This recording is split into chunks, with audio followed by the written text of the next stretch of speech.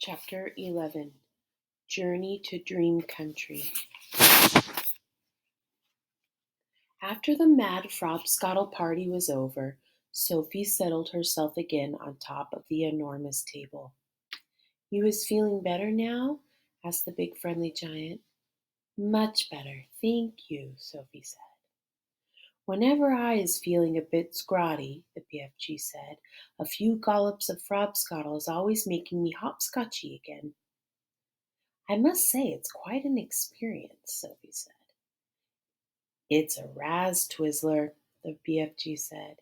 "It's gloriumptious." He turned away and strode across the cave and picked up his dream-catching net. "I is galloping off now," he said, "to catch some more wopsy-whiffling dreams for my collection. I is doing this every day without missing. If you wishing to come with me? Is you wishing to come with me?" "Not me, thank you very much," Sophie said. "Not with those other giants lurking outside." "I is snuggling you very cozy into the pocket of my waistcoat," the BFG said. "Then no one is seeing you." Before Sophie could protest, he had picked her up off the table and popped her into his waistcoat pocket. There was plenty of room in there. "Is you wishing for a little hole to peep out from?" he asked her. "There's one here already," she said. She had found a small hole in the pocket, and when she put one eye close to it she could see out very well indeed. She watched the BFG as he bent down and filled his suitcase with empty glass jars. He closed the lid, picked up the suitcase in one hand, took the pole with the net on the end in the other hand, and marched towards the entrance of the cave.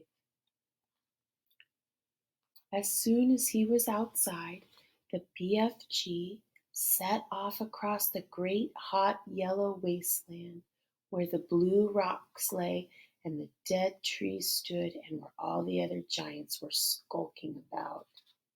Sophie, squatting low on her heels in the pocket of the leather waistcoat, had one eye glued to the little hole. She saw the group of enormous giants about 300 yards ahead.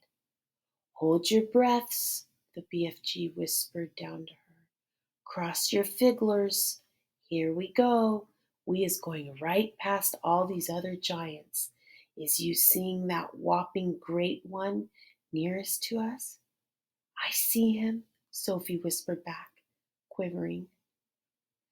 "That is the horriblest of them all, and the biggest of them all. He is called the flesh lump eating giant." "I don't want to hear about him," Sophie said. "He is 54 feet high," the BFG said softly as he jogged along, "and he is swallowing human beings like they is sugar lumps, 2 or 3 at a time." "You're making me nervous," Sophie said. "I is nervous myself," the BFG whispered. "I always gets as jumpsy as a jog hopper when the flesh lump eating giant is around." "Keep away from him," Sophie pleaded. "Not possible," the BFG answered. "He is galloping easily 2 times as quickly as me." "Shall we turn back?" Sophie said. "Turning back is worse," the BFG said. "If they is seeing me running away, they is all giving chase and throwing rocks." "They would never eat you though, would they?" Sophie asked. "Giants is never guzzling other giants," the BFG said. "They is fighting and squarreling a lot with each other, but never guzzling. Human beings is more tasty to them." The giants had already spotted the BFG, and all heads were turned, watching him as he jogged forward. He was aiming to pass well to the right of the group. Through her little peephole, Sophie saw the flesh lump eating giant moving over to intercept them. He didn't hurry. He just loped over casually to a point where the BFG would have to pass. The others loped after him. Sophie counted 9 of them all together, and she recognized the blood bottler in the middle of them. They were bored. They had nothing to do until nightfall. There was an air of menace about them as they loped slowly across the plain with long, lolloping strides, heading for the BFG. "Here comes the runty one," boomed the flesh lump eater. "Ho, ho, ho there, runty one. Where is you splatchwinkling away to in such a hefty hurry?" He shot out an enormous arm and grabbed the BFG by the hair. The BFG didn't struggle. He simply stopped and stood quite still and said, "Be so kind as to be letting go of my hair, flesh lump eater." The flesh lump eater released him and stepped back a pace.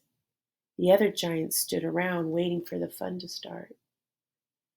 "Now then, you little grub squiffler," boomed the flesh lump eater, "we is all of us wanting to know where you is galloping off to every day in the daytime.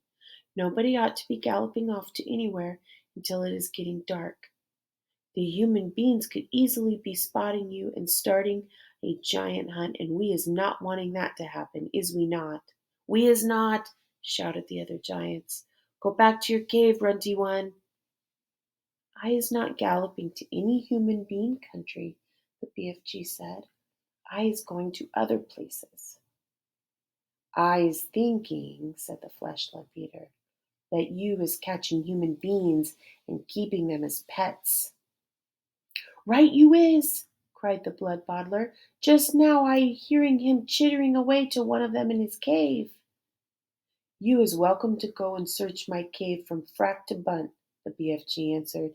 "You can go looking into every crook and nanny. There is no human bean, or stringy beans, or runner beans, or jelly beans, or any other beans in there." Sophie crouched, still as a mouse, inside the BFG's pocket. She hardly dared breathe. She was terrified she might sneeze. The slightest sound or movement would give her away. Through the tiny peephole she watched the giants clustering around the poor BFG. How revolting they were! All of them had piggy little eyes and enormous mouths. When the flesh lump eater was speaking, she got a glimpse of his tongue. It was jet black, like a slab of black steak. Every one of them was more than twice as tall as the BFG. Suddenly the flesh lump eater shot out two enormous hands and grabbed the BFG around the waist. He tossed him high in the air and shouted, "Catch him, man hugger!" The man hugger caught him. The other giants spread out quickly in a large circle, each giant about 20 yards from his neighbor, preparing for the game they were going to play. Now the man hugger threw the BFG high and far, shouting, "Catch him, bone cruncher!" The bone cruncher ran forward and caught the trembling BFG and immediately swung him up again. "Catch him, child chewer!" he shouted. And so it went on. The giants were playing ball with the BFG, vying with each other to see who could throw him the highest. Sophie dug her nails into the sides of the pocket, trying to prevent herself from tumbling out when she was upside down. She felt as she were in a barrel. She felt as though she were in a barrel going over the Niagara Falls. And all the time there was the fearful danger that one of the giants would fail to catch the BFG and he would go crashing to the ground. "Catch him, meat dripper!" "Catch him, gizzard gulper!" "Catch him, maid smasher!" "Catch him, blood bottler!" "Catch him, catch him, catch him!" In the end they got bored with the game. They dumped the poor BFG on the ground. He was dazed and shattered. They gave him a few kicks and shouted, "Run, you little runt! Let us be seeing how fast you is galloping." The BFG ran. What else could he do? The giants picked up rocks and hurled them after him. He managed to dodge them. "Ruddy little runt," they shouted. "Troggy little twit. Shrivelly little shrimp. Mucky little midget. Squaggly little squib. Grobbly little grub." At last the BFG got clear of them all, and in another couple of minutes The pack of giants was out of sight over the horizon. Sophie popped her head up from the pocket. I didn't like that, she said. Phew, said the BFG. Few and far between. They was in a nasty crouching mood today, was they not? I is sorry you was having such a whirligig time. No worse than you, Sophie said. Would they ever really hurt you? I isn't ever trusting them, said the BFG. How do they actually catch the humans they eat? Sophie asked. They is usually just sticking an arm in through the bedroom window and snitching them from their beds, the BFG said. Like you did to me? Ah, but I isn't eating you, the BFG said. How else do they catch them? Sophie said. Well, sometimes, the BFG said, they is swimming in from the sea like fishies with only their heads showing above the water, and then out comes a big hairy hand and grabbles someone off the beach. Children as well? Often chidlers, the BFG said.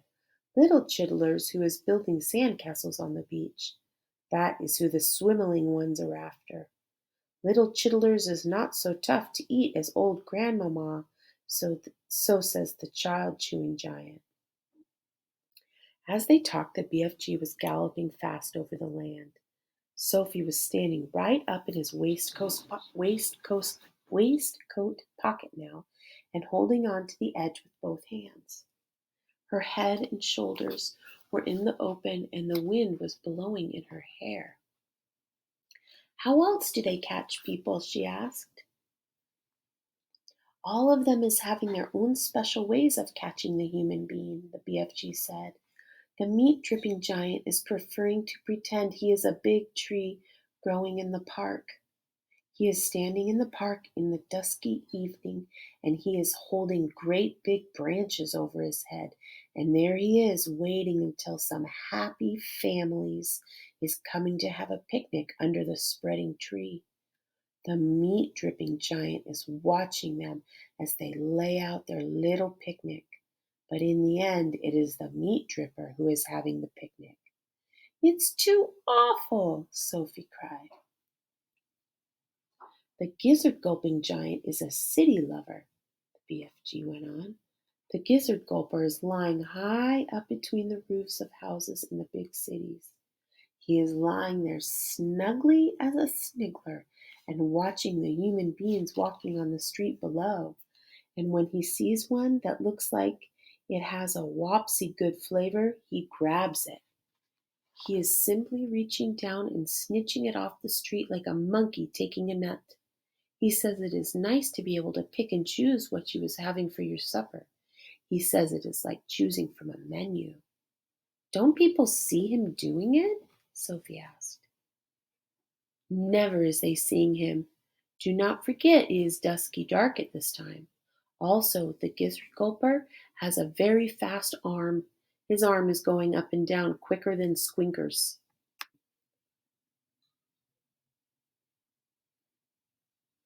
But if all these people are disappearing every night, surely there's some sort of an outcry, Sophie said. The world is a whopping big place, the BFG said.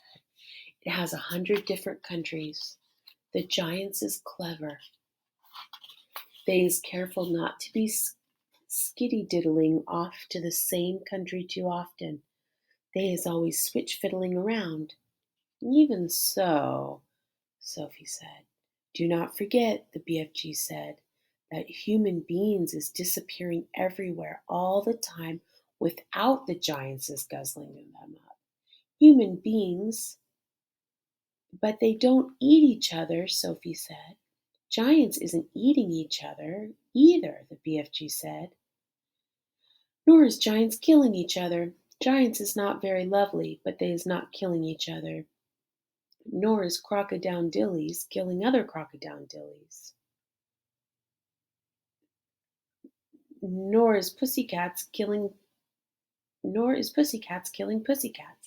They kill mice, Sophie said. Ah, but they is not killing their own kind, the BFG said. Don't poisonous snakes kill each other? Sophie asked. She was searching desperately for another creature. Even even poisonous snakes is never killing each other, the BFG said. Sophie kept silent. I is not understanding human beings at all, the BFG said. You is a human being, and you is saying it is grisling and horrorgust for giants to be eating human beings. Right or left? Right, Sophie said. But human beings is squishing each other all the time, said the BFG. He was right. Of course he was right, and Sophie knew it. She was beginning to wonder whether humans were actually any better than giants. Even so, she said, defending her own race, I think it's rotten that those foul giants should go off every night to eat humans. Humans have never done them any harm. That is what the little piggy wig is saying every day, the BFG answered. He is saying I has never done any harm to the human being, so why should he be eating me? Oh dear, Sophie said. The human beings is making rules to suit themselves, the BFG went on. But the rules they is making do not suit the little piggy wiggies. Am I right or left? Right, Sophie said. Giants is also making rules. Their rules is not suiting the human beings. Everybody is making his own rules to suit himself. But you don't like it that those beastly giants are eating human beings every night, do you? Sophie asked. I do not, the BFG answered firmly. One right is not making two lefts. Is you quite cozy down there in my pocket? I'm fine, Sophie said. Then suddenly, once again, the BFG went into that magical top gear of his. He began hurtling forward with phenomenal leaps. His speed was unbelievable. The landscape became blurred, and again Sophie had to duck down out of the whistling gale to save her head from being blown off her shoulders. She crouched in the pocket and listened to the wind screaming past. It came knifing in through the tiny peephole in the pocket and whooshed around her like a hurricane. But this time the BFG didn't stay in top gear long. It seemed as though he had had some barrier to cross, a vast mountain perhaps, or an ocean, or a great desert, but having crossed it, he once again slowed down to his normal gallop, and Sophie was able to pop her head up and look out once more at the view. She noticed immediately that they were now in an altogether paler country. The sun had disappeared above a film of vapor.